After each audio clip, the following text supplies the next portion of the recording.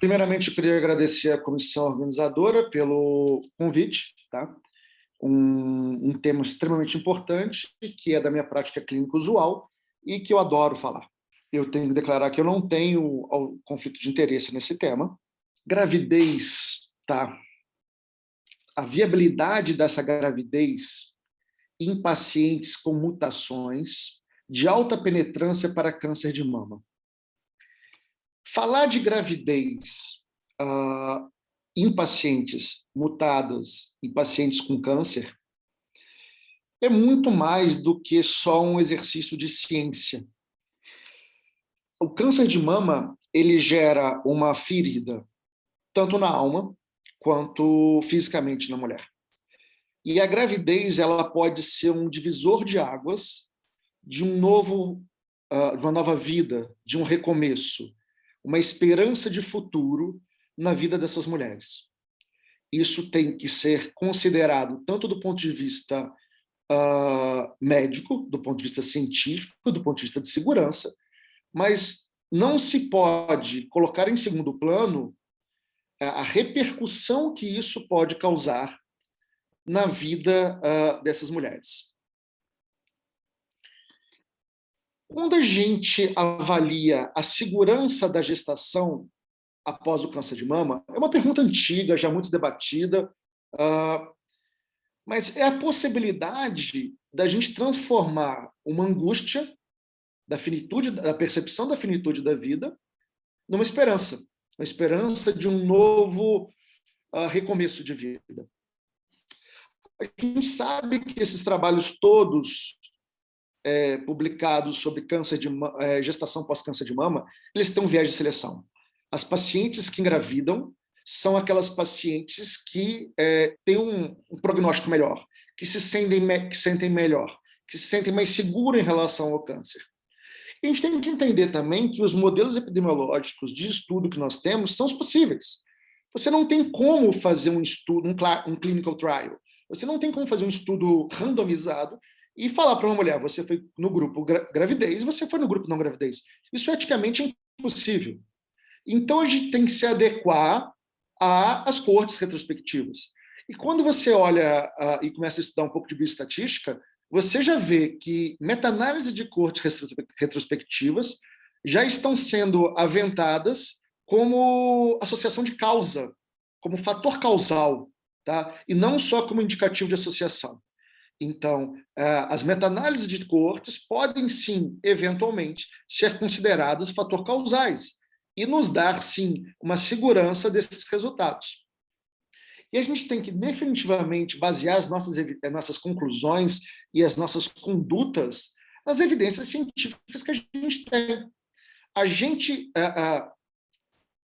refutar o que existe hoje de literatura falando que na nossa experiência não é seguro a gravidez pós-câncer de mama, estaríamos colocando o nível de evidência científica, a oposição de um expert, na frente de vários trabalhos científicos, em que todos esses trabalhos delineiam um mesmo caminho, que é a segurança.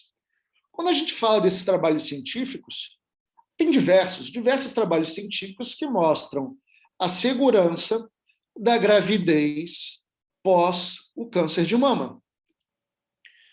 E eu vou colocar um desses, que é um consenso que não é um consenso muito atual, tá? Realmente eu declaro que é um consenso de 2010, uma literatura já antiga, mas que mostra que diversos pesquisadores do mundo inteiro declararam que a gravidez pós-câncer de mama, seja receptor positivo ou receptor negativo, ela é uma gravidez segura, tá? Mediante as evidências científicas que nós temos atualmente. Só que a gente sabe que pacientes jovens, que são os pacientes que vão engravidar, têm uma taxa maior de tratamento adjuvante pós o câncer de mama. Tratamento neoadjuvante também com quimioterapia. E a quimioterapia pós câncer de mama, ela diminui a fertilidade dessas mulheres. Parte dessas mulheres terão que utilizar-se de técnicas de fertilização assistida. E como funciona essa técnica de fertilização assistida, essa hiperestimulação ovariana em pacientes pós-câncer de mama? Sabe-se hoje também, através de diversos trabalhos. Esse trabalho foi publicado na Human Reproduction, que é na Infertility, que é um trabalho de infertilidade, tá? É um trabalho de revisão, que mostra a segurança da hiperestimulação ovariana em pacientes pós-câncer de mama. Tá? Sabe-se também que esses protocolos de estimulação ovariana pós-câncer de mama, eles utilizam do tamoxifeno e dos inibidores da aromatase, e que esse tamoxifeno e o aromatase, ele pode eventualmente afetar a qualidade desse embrião. Mas a partir do momento que você conseguiu o embrião viável, ele é viável, e você não afeta a segurança oncológica dessa paciente. Entrando numa área mais controversa e uma área mais nova, isso é um artigo publicado no JCO, agora em 2020, que ele avaliou a segurança da gravidez pós-câncer de mama em pacientes mutadas. Então, se já é um grande dilema, uma grande discussão, a gravidez, mesmo em 2021, pós-câncer de mama, imagine em pacientes mutadas.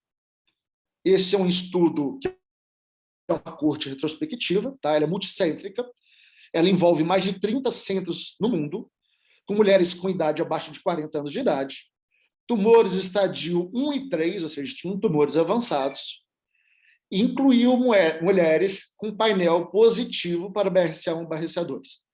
Infelizmente, a gente tem poucas evidências, poucos estudos nas outras síndromes de alta penetrância, que seria lifraumene, agora foi retirado de São Galo de alta penetrância, mas lifraumene é um país de lifraumene com alta penetrância. BRCA, lifraumene, PALB2, e etc. Então, a gente vai focar mais no BRCA. O objetivo primário desse estudo foi a sobrevida livre de doença, e o objetivo secundário foi a sobrevida global e os resultados obstétricos e fetais. Esse estudo ele teve 1.250 mulheres mutadas, das quais 195 delas engravidaram. Então, a gente tem um grupo controle, que não engravidou, e o grupo controle, que engravidou. Tá? A gente vê que não há diferenças, tá? quando a gente analisa os subgrupos do trabalho. A gente não tem diferenças, tanto do ponto de vista de gravidez pós-diagnóstico, a gente não tem diferenças do ponto de vista de gravidez, de tamanho de tumor, a gente então não tem diferenças sobre a questão da amamentação. Só que uma coisa muito importante é que a gente sabe que as pacientes que engravidaram eram pacientes que tinham características desses tumores melhores do que os do grupo de mulheres que não engravidaram. A taxa de gravidez no estudo foi em torno de 20% em 10 anos. Tá?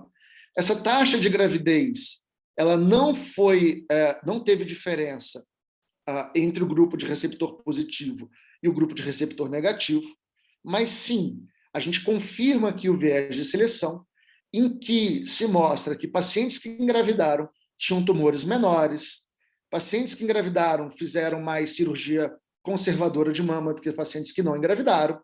Tá? Porém, pacientes que engravidaram e que não engravidaram apresentaram a mesma quantidade de cirurgia profilática de mama, mas percebe-se claramente que existe o viés de seleção da paciente saudável. Mas e quando a gente passa a analisar o resultado desse estudo? A gente vê claramente que a sobrevida livre de doença no grupo que não engravidou, ou seja, pacientes mutadas com câncer de mama mutadas, BRCA, BRCA1, BRCA2, que não engravidaram, tiveram uma sobrevida livre de doença pior, tá, do que o grupo que engravidou. O papel desse viés de seleção a gente não consegue definir, mas definitivamente a gravidez não corroborou com o desfecho pior. Tá? A gente vê uma diferença entre BRCA1 e BRCA2 da sobrevida livre de doença. A gente sabe que a doença BRCA1 é uma doença muito diferente da doença BRCA2. Apesar do nome igual, comportamento imunohistoquímico do BRCA1 é uma doença mais triplo negativa. O paciente BRCA2 é um paciente que você tem uma taxa de câncer luminal maior do que o BRCA1, mas quando você compara paciente não grávida BRCA1 e grávida BRCA1 separadamente, e quando você compara não grávida BRCA2 e grávida BRCA2, a gente vê que as pacientes que engravidaram não apresentam um desfecho, as pacientes que engravidaram não apresentam um desfecho pior do que as pacientes que não engravidaram. Quando a gente olha a sobrevida global, que é um endpoint secundário, a gente percebe claramente a sobreposição das linhas entre as pacientes que engravidaram e as pacientes que não engravidaram, mostrando por esse estudo, e realmente a gente tem muito poucos estudos. É uma apresentação de um estudo?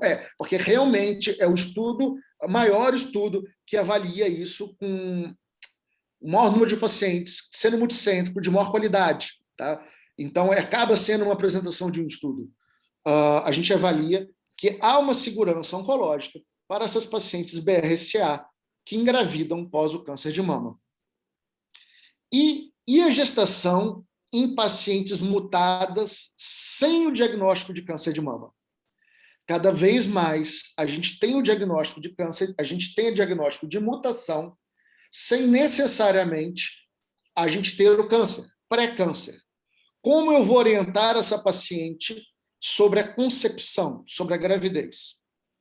Para isso, a gente tem esse artigo do The Oncologist, tá? Que ele aborda a importância da testagem de embriões. A gente tem que fazer uma separação entre o PGS e o PGD. O PGS é quando a gente faz um teste genético de embriões para avaliar problemas cromossômicos, são aneuplodias, o Down, trissomias, etc. Avaliar o número de cromossomos. O PGD é quando você faz a fecundação in vitro. Esse embrião ele cresce um pouco mais do que a gente usaria para problemas simplesmente de fertilidade. E a gente testa as mutações nos embriões. Então, eu costumo falar para minhas pacientes que pior que ter um câncer de mama para uma mulher é a filha ter um câncer de mama.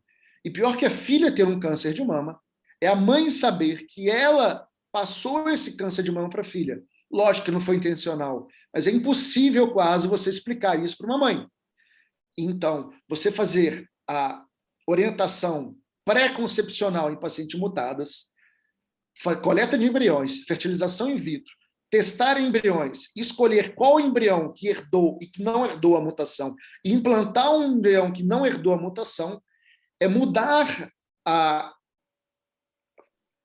o futuro dessas famílias, evitar que pessoas dessas famílias sejam ceifados pelo câncer.